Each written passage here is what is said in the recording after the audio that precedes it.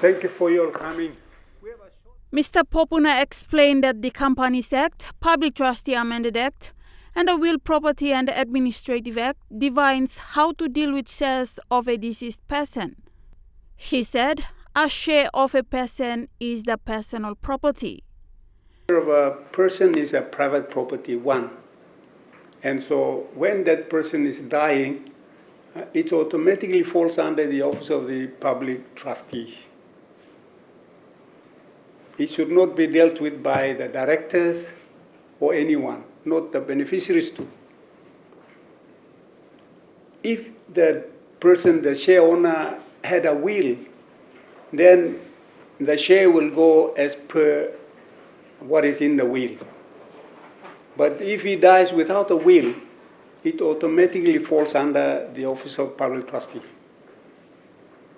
Whether it's a minority shareholder or majority shareholder, a share is a private property and it falls under the personal asset of the deceased person.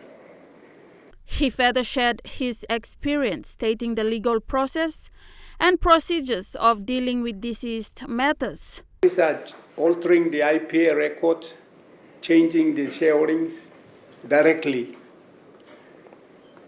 They must understand that once they're dealing with this kind of a situation, it amounts to fraud. Even a wife or a child of a deceased person does not own those shares. It remains the property of the deceased person until we deal with it administratively, and then we transfer it to the beneficiary.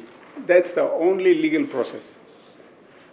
There is no provision under the Companies Act to transfer the shares, or even at the IPA. Frank Aki, the legal officer, said the beneficiaries, creditors, and existing shareholders and directors must follow the process and procedures. Once whoever is the registered owner of the business passes on, his interest in the business comes under the jurisdiction of this office. So the widow or the widower or the children, they have to come through this office to access, even though they're already in control of the company.